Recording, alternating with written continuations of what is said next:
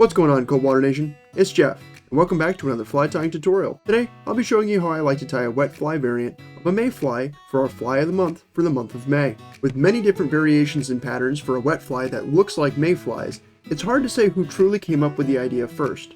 But no matter where you go, having a few of these handy in different weights and sizes can often turn a day of nothing into a day of beauty.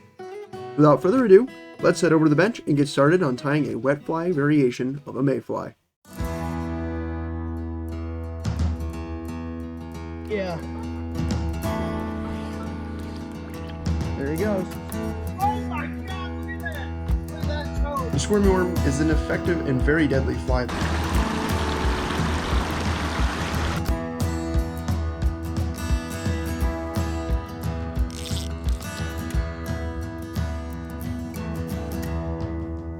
What's up, guys? My name's Brian, And I'm Geoff. and you're watching EmpireColdwater. Let's rip some lips.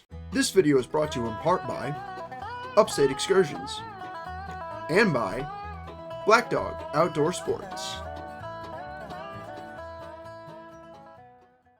We will begin by placing a size 14 nymph streamer hook into our vise with the shank nice and level.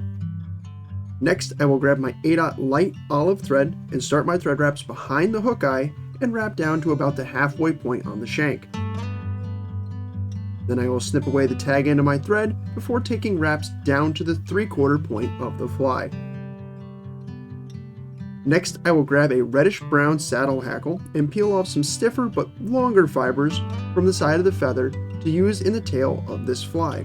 Now, I will roughly measure out the tail to be about as long as the shank of the fly before taking a collection wrap followed by a few tight wraps around the fibers. After securing the tail to the shank, I'll gently tug on them to pull them back to the proportions I want as I tie them in a bit long for this hook shank. Once I have the tail sized appropriately, I'll take more tight wraps to secure them in place. I'll also take a wrap or two under the fibers for the tail to hold them level with the shank. Now I will grab a medium to small sized yellow wood duck flank feather and strip off a pinch of fibers from the side of that feather and tie that in above the tail I already had. I do this just to add some variety as well as make the fly tail just a bit bushier.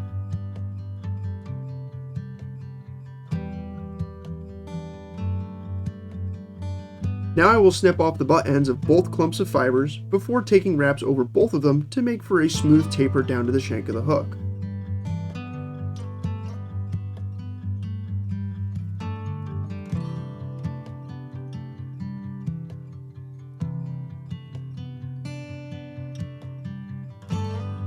Now I will tie in a 2 to 3 inch length of gold Brassie wire, positioning my thread just above the tail.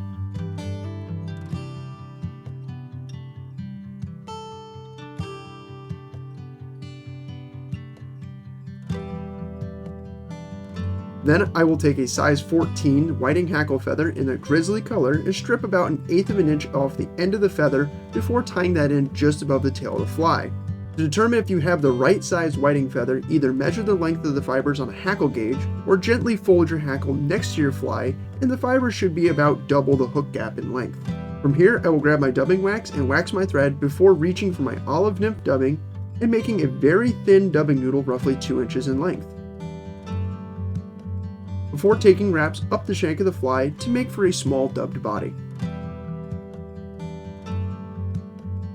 Now I will take the whiting feather and take a few equally spaced wraps clockwise around the dubbed body before taking wraps of thread to secure the feather to the shank and snip away the excess whiting feather.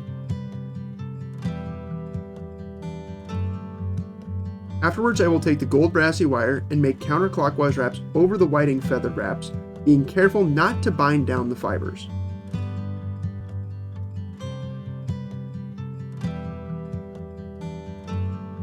Then I will take wraps to secure the wire in place before snipping or helicoptering off the wire, followed by additional wraps to cover any sharp edges.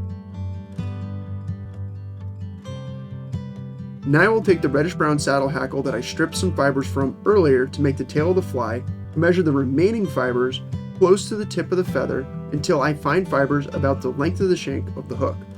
Then I will hold back the fibers that are a bit too long and cut the stem of the feather at that point. Then I'll strip away about 1/8 of an inch of fibers from each side of the remaining feather before securing the hackle feather to the fly and positioning my thread about halfway between the tie-in point of the hackle feather and the eye of the hook. Then I will take my hackle pliers and take clockwise wraps around the shank of the hook to build up a bushy collar before securing all that in place with a few tight wraps and then snipping off the excess. I'll also snip off any trapped fibers to clean up the area around the head of the fly.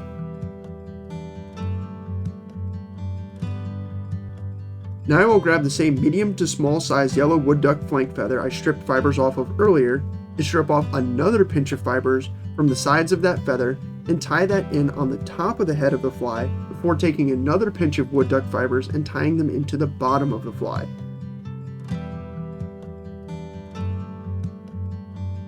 Then I will cut away the butt ends of the wood duck fibers before taking wraps to cover up the cut ends as well as smooth out the profile of the head. Lastly, I will grab my whip finishing tool and put a double whip finish on the fly before adding a dab of head cement to add durability. And that's all there is to tying a wet fly variation of a mayfly. If you enjoyed this fly tying tutorial and you want to see more like this one, leave a like, comment, and subscribe so you never miss a new video. That's all for now. Tight lines, everybody.